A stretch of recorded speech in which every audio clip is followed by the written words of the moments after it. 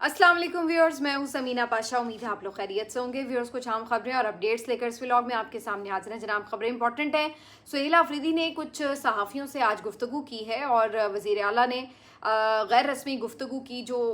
मुख्तलिफ जगहों पर रिपोर्ट भी हुई है, तो बड़ी इंपॉर्टेंट उसमें बातें हैं और आगे का नक्शा भी कुछ दिखता हुआ नज़र आ रहा है। इसके ऊपर थोड़ी बात करते हैं। फिर अफ़गानिस्तान और पाकिस्तान के जो मुज़ाकरात कतर में जारी थे, उसके अंदर क्या पेशरफ्त हुई आपको बताएंगे। साथ ही साथ आपको बताएंगे कि तहरीक तहफ़्फ़ुज़ आईन पाकिस्तान में एक और बड़ी शमूलियत हुई है और अब की बार कौन शामिल हुआ है, क्या उन्होंने कहा, इसके ऊपर भी बात होगी।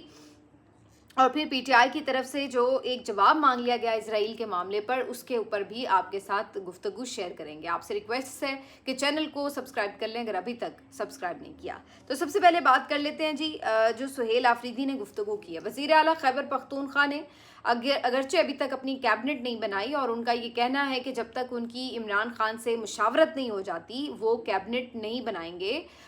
या अगर बिल्कुल ही बहुत अरसे तक रोका गया तो फिर वो पार्टी के साथ मुशावरत करेंगे। लेकिन ये उन्होंने ज़रूर कहा कि मुज़म्मिल असलम के अलावा और किसी का खान साहब ने नहीं कहा कि इसको रखना ही रखना है या इसको नहीं रखना। खान साहब ने बाकी सारा इख्तियार उनको दिया है, लेकिन मुज़म्मिल असलम से मुतालिक जो खबर हमने आपको दी थी वो दुरुस्त साबित हुई है और मुज़म्मिल असलम की कारकर्दगी से इमरान खान साहब बहुत खुश हैं और उनकी जो मईशत के ऊपर गिरफ्त है उससे वो हमेशा से ही बड़े मुतासर होते हैं। तो इस वजह से जब वो ख़ुद भी वज़ीर आज़म थे तो उन्होंने माशी टीम में उन्हें रखा हुआ था, मुशीर ख़जाना थे वो, और उसके बाद जब उन्होंने ये खैबर पख्तूनख्वा हुकूमत बनाई तो उसमें उन्हें कराची से बुलाकर जो ख़जाना का चार्ज है वो दिया गया। अगरचे वो इलेक्टेड नहीं है तो वो सिर्फ मुशीर ही बन सकते थे, उसी हद तक ही है उनकी, लेकिन ये है कि ज़ाहिर है मामला तो वो देख रहे होते हैं। तो कहने का मकसद ये है कि जो अगली काबीना बनने जा रही है उसमें मुज़म्मिल असलम तो होंगे, ये तो कंफर्म है, लेकिन बाकी जो कैबिनेट मिनिस्टर्स हैं, सुहेल आफरीदी के जहन में एक खाका ज़रूर मौजूद है, लेकिन वो ये समझते हैं कि इमरान खान साहब से मुलाकात करके ही वो हतमी लिस्ट फाइनल करें और अब सिलसिले में वो दोबारा से एक दबाव बनाएंगे, कोशिश करेंगे कि उनकी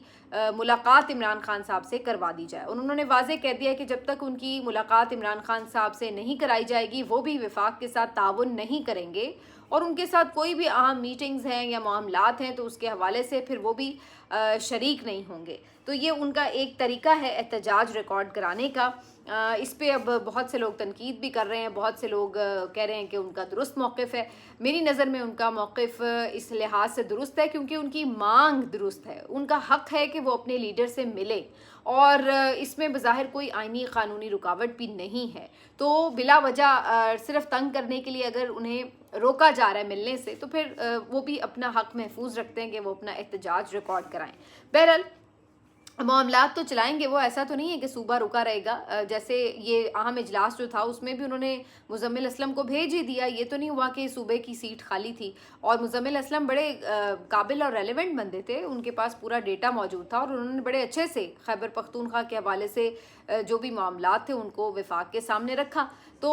ऐसा नहीं है कि चीज़ होगी नहीं या बिल्कुल मामलात रुक जाएंगे। हाँ, ये है कि वो पर्सनली जहाँ जाके बात करना चाहते हैं या कर सकते हैं, वहाँ पर ज़ाहिर सी बात है वो थोड़ी सी अपनी एहतजाज की जो एक मामला है उसको सामने रखेंगे। बहरहाल उसके अलावा उन्होंने जो एक बहुत अहम बात कही वो अफ़गानिस्तान से मुतालिक थी। उन्होंने कहा कि पाकिस्तान पर कोई भी जारहियत करे, चाहे वो इंडिया हो, अफ़गानिस्तान हो या कोई भी और खुदा न खास्ता मुल्क, अगर पाकिस्तान के ऊपर हमला करता है तो ज़ाहिर सी बात है हम अपनी अफवाज के साथ ही खड़े होंगे।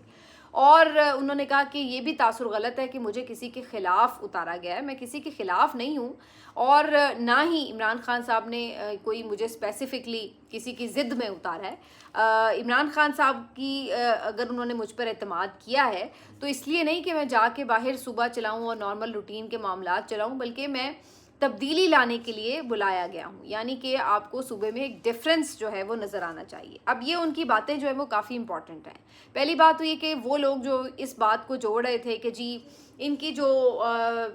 लॉयल्टीज़ हैं वो ज़्यादा अफ़गानिस्तान के साथ हैं या खैबर पख्तूनख्वा के जो लोग हैं वो अफ़गानिस्तान के मामलात में इतने मोहब्बत में उनकी अंधे हुए हैं कि अगर उनकी तरफ से अटैक हो रहा है तो ये शायद उन्हीं की साइड पे होंगे, और इस तरह के इल्ज़ामात इवन हुकूमती लेवल से भी लग रहे थे। तो उनके लिए ये जवाब है जो सुहेल आफरीदी ने दिया کہ اگر پاکستان پر خدا نخواستہ افغانستان بھی حملہ کرتا ہے تو ہم ظاہر ہے اپنی افواج کے ساتھ ہوں گے اور اس کا جواب دیا جائے گا بھرپور طریقے سے۔ اس کے ساتھ ساتھ انہوں نے یہ بھی بات کہی کہ ہم یہی چاہتے ہیں کہ مل کے چلیں اور وفاق کے لیے بھی کوئی مسئلہ نہ ہو اور ہمارے لیے بھی کوئی مسئلہ نہ ہو، لیکن اگر آئین اور قانون کی جدوجہد ہم جاری رکھتے ہیں پھر بھی ہمیں ہمارا حق نہیں ملتا تو ہمارے پاس پرامن احتجاج کا حق محفوظ ہے اور یہ حق ہمیں آئین دیتا ہے۔ تو وہ کہتے ہیں ہم احتجاج کے لیے مجبور ضرور ہوں گے لیکن ہوگا وہ احتجاج بھی آئینی اور قانونی، کچھ بھی غیر آئینی یا غیر قانونی کرنے کی ہم نہ تو خواہش رکھتے ہیں نہ ہی ہماری کوئی ایسی سوچ ہے۔ اس کے علاوہ انہوں نے 2-3 اہم معاملات پہ بات کی۔ دھاندلی جو ہوئی خاص طور پر،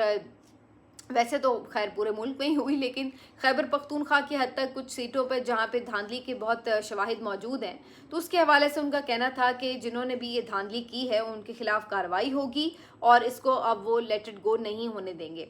اس کے علاوہ انہوں نے یہ بھی کہا کہ جو یہ ایک پالیسی چل رہی تھی کہ سوشل میڈیا کے ورکرز کو یا گراؤنڈ ورکرز کو کسی بھی پارٹی کے اٹھایا جا رہا ہے یا انہیں گرفتار کیا جا رہا ہے، تو اس کے اوپر بھی انہوں نے کہا کہ واضح طور پر احکامات دے دیے گئے پولیس کو کہ کسی بھی سوشل میڈیا ایکٹیوسٹ کو نہیں اٹھایا جائے گا، چاہے وہ کسی بھی پارٹی سے تعلق رکھتا ہو۔ تو یہ انہوں نے بڑا کلیئر پیغام دیا ہے۔ وہی بات ہے کہ جب کوئی خود گراؤنڈ لیول سے جاتا ہے تو اسے پتہ ہے کہ لوگ کیا کیا چیزیں کیسے کیسے جھیل رہے ہیں۔ اچھا، اس کے علاوہ انہوں نے جی یہ بھی بات کی ہے کہ جو بھی معاملات ہیں اس کے اندر وہ یہ نہیں سمجھتے کہ جو یعنی انہوں نے کہا کہ میری پرائرٹی آف کورس یہ صوبے میں امن و امان بھی ہے اور گورننس بھی ہے، وہ سب بھی ہے، لیکن اس کا مطلب یہ نہیں ہے کہ میں جو عمران خان کی رہائی ہے اس کے حوالے سے کوشش نہ کروں یا اقدامات نہ کروں۔ تو یہ ساری باتیں جی آج کی ہیں سہیل آفریدی نے، اور ان کی باتوں میں کافی کلیئرٹی نظر آئی ہے اور اس سے یہ نظر آ رہا ہے کہ آنے والے دنوں میں وہ بہت جلدی کوئی سرنڈر کرنے والے شخص نہیں ہیں۔ بظاہر لگتا ہے کہ وفاق اگر ان کے ساتھ مزید چھیڑ چھاڑ یا شرارت کرنے کی کوشش کرے گا تو وہ پھر اس کے اوپر جواب دینا یا اڑ جانا اس کی ایک صلاحیت رکھتے ہیں۔ تو لیٹ سی کے معاملات آگے پھر کس طرف جاتے ہیں۔ اچھا جی، دوسرا جو آج کا اہم معاملہ تھا وہ یہ بھی کہ سینیٹر مشتاق صاحب جو کہ پہلے جماعت اسلامی سے تعلق رکھتے تھے، ان سے آج تحریک تحفظ آئین پاکستان کے رہنماؤں نے کی ہے ملاقات، اور اس ملاقات میں خاص طور پر جو بھی یہ غزہ کے لیے انہوں نے ایک اسموتھ فلوٹیلا جو ہے اس کو جوائن کیا تھا، اور وہ پورا جو ایک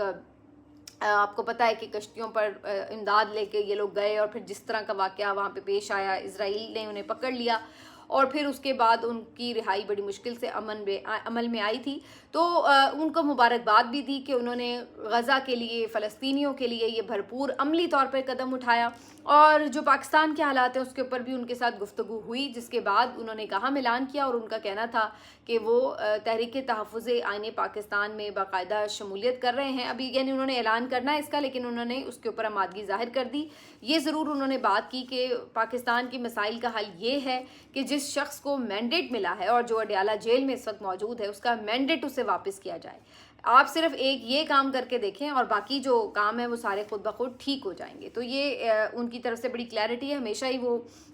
بااصول سے سیاستدان ہیں اور جس کو کہا جاتا ہے کہ تاریخ کی صحیح سمت پہ خود کو رکھتے ہیں۔ تو مشتاق صاحب جو ہیں وہ بغیر کسی پارٹی ایفیلیشن کے یا بغیر کسی پارٹی وابستگی کے بھی درست بات کرنے کی ہمیشہ کوشش کرتے ہیں۔ تو بہرحال یہ ضرور ہے کہ یہ جو تحریک تحفظ آئین پاکستان کے جتنے بھی لوگ ہیں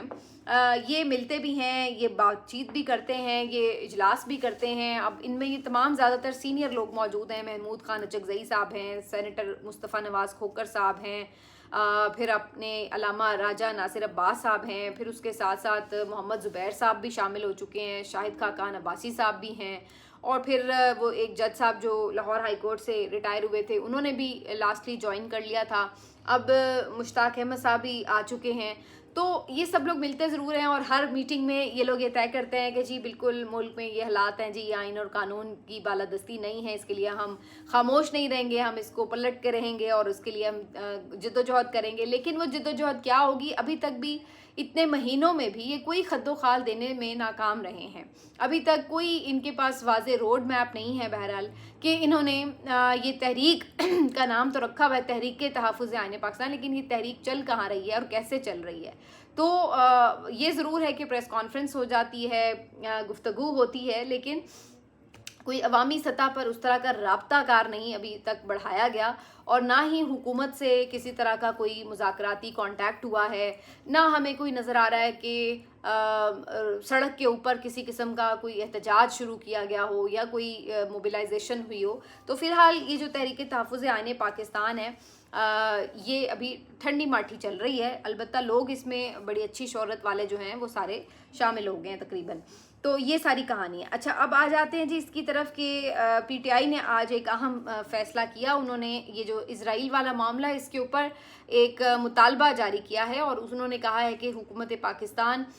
خاص طور پر جو اب سیز فائر کی وائلیشن ہو رہی ہے، مسلسل ہو رہی ہے اسرائیل کی طرف سے، اور تقریباً آج بھی میں نے ایسی کوئی خبر سنی تھی کہ 11 فلسطینی شہید ہوئے ہیں ایک ہی خاندان کے. تو انہوں نے کہا ہے کہ ان جو وائلیشنز کے اوپر احتجاج ہے وہ کیوں ریکارڈ نہیں کرایا جا رہا، جبکہ حکومت پاکستان یہ کریڈٹ بھی لے رہی ہے کہ جی ہم تو بڑے پیش تھے امن کے لیے اور جنگ بندی کرانے میں. تو اگر ایک فریق اس جنگ بندی کی خلاف ورزی کر رہا ہے تو آپ اس کے اوپر خاموش کیوں ہیں؟ اس کو کیوں آپ انشور نہیں کر رہے کہ یہ جنگ بندی